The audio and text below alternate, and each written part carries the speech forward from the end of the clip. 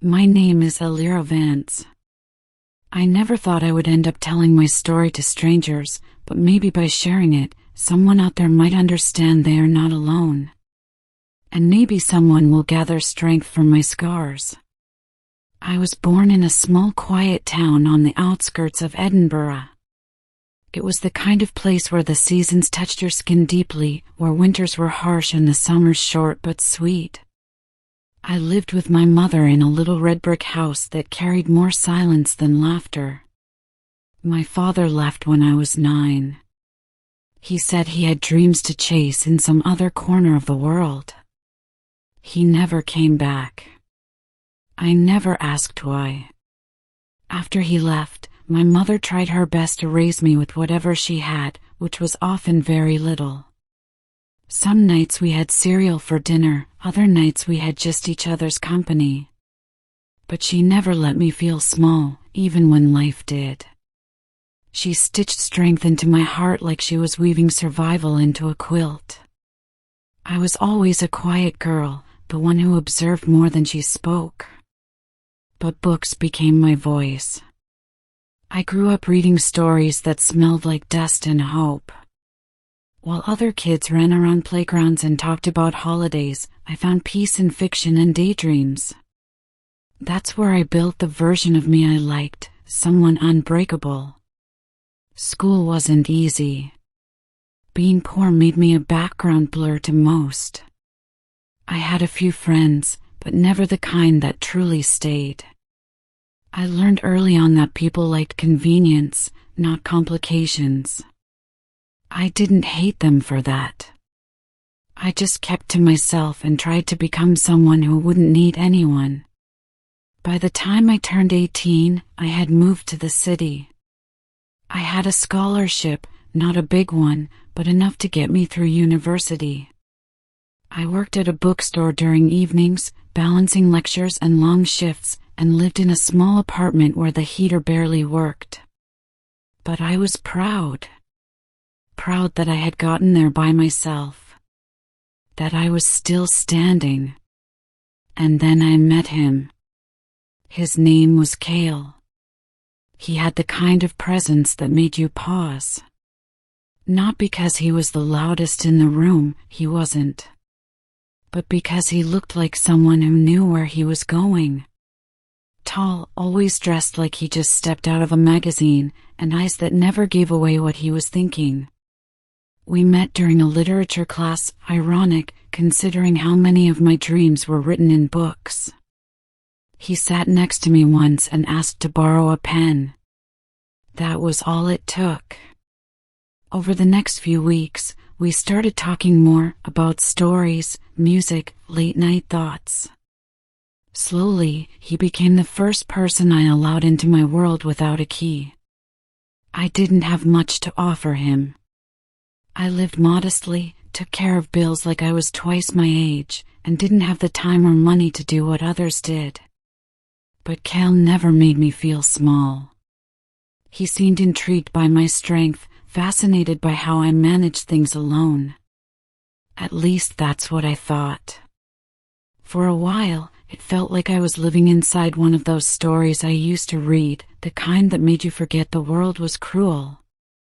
We would walk through rainy streets, laugh over cheap coffee, and talk for hours about nothing. He called me resilient. I started believing it more whenever he said it. He came from a different world, one with more comfort than struggle. His parents owned a few businesses, and he had never worked a part-time job in his life. Yet he admired how hard I worked. Or again, that's what he let me believe.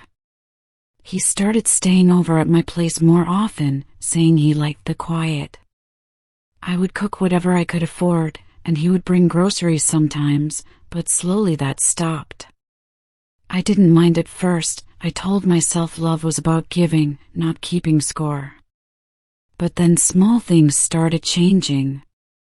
He began making offhand comments about how I dressed too simply, how I didn't know the right wines, how I didn't fit in at some of the places he took me. He always said it jokingly, and I always laughed along. I didn't realize how much those words were sowing self-doubt into my mind. Eventually, I started spending more than I could afford just to keep up. Just to be someone who wouldn't embarrass him. I bought dresses I didn't need, skipped meals to afford restaurant bills, and used up savings that were supposed to be for rent. Every time I looked into the mirror, I saw a girl trying to become someone else, someone worthy of being beside him. He never asked me to change directly. But that's the thing, silence can be louder than commands. The way he looked at me when I hesitated to pay for something. The sighs. The cold pauses. It was all enough. And then came the day I can never forget. It was a Wednesday. I remember because it had rained all morning and I had come home drenched from class. I had just lost one of my shifts at the bookstore because business was slow. Rent was due in 5 days and my bank account looked like a joke. He had come over that evening. He had just returned from a trip to Italy with his friends. I hadn't even been able to afford a train ticket out of town for over a year. He dropped his bag on the couch and said he had something to talk about. His tone was distant. I sat there, wet hair wrapped in a towel, heart sinking without knowing why. He told me he needed space. That I was too dependent. That I came with too many problems. That being with me felt like carrying weight he hadn't signed up for. And then, the words fell like stones on my chest. You feel like a burden, Elira. I don't know how long I sat there after he left. Maybe minutes. Maybe hours. The rain outside had stopped, but it kept falling inside me. Everything inside me crumbled that day. Not because he left, but because I had given everything I had to prove I was enough, and still, I was too much. In the days that followed, I couldn't eat. I couldn't sleep. I couldn't even look at myself without feeling shame. I kept replaying every moment, every word, every little thing I should have seen coming. I was angry. Not just at him, but at myself. For changing. For shrinking myself just to fit into someone else's life. For forgetting the girl who once fought everything alone. But sometimes, you have to be broken open to find the steel you forgot you carried. I began writing again. Journals, letters I never sent, words I poured out like rain. I started going for long walks, alone, without feeling the need to be seen. I went back to the bookstore and begged for more hours. I took on a second job cleaning offices at night. It wasn't pretty. It wasn't poetic. But it was real. I began to remember the girl who used to dream even when she had nothing. I remembered my mother's tired eyes that never gave up on me. I remembered that I was never born to be kept, I was born to rise. And I promised myself something that day, that I would rebuild, but this time, I'd never let someone make me feel like I had to apologize for existing. People say time heals everything. I don't fully agree with that. Time doesn't heal. You heal. Time just gives you the space to make that choice. After Kale left, I didn't magically become stronger the next day. I didn't wake up glowing with confidence. Healing wasn't a beautiful straight line. It was messy. I broke down randomly on buses. I cried while folding laundry. I hated weekends because I had too much time to think. But in the quiet spaces, I slowly began to rebuild, brick by brick, wound by wound. I stopped stalking his social media. I unfollowed his friends. I deleted our pictures. Not out of bitterness, but to take back control of my mind. Every second spent staring at his face was a second stolen from my future. I still worked 2 jobs. I still barely managed rent. But for the first time in months, I started spending money on me, not to impress someone else. One day I bought myself a second-hand typewriter. It was loud and imperfect, just like my life, and I fell in love with it. Every night after my shifts, I typed. Not for a grade. Not for approval. Just to speak to the parts of myself I had ignored.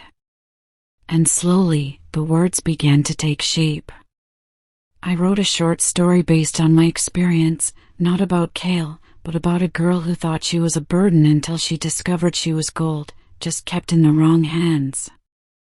I uploaded it anonymously on a writing forum. It went viral within a week. Strangers from around the world left comments. Some said they cried. Some said they were that girl. Some said they needed to hear those exact words that day. For the first time, my pain had purpose. It wasn't just a scar, it was a map. That story led to another. Then another.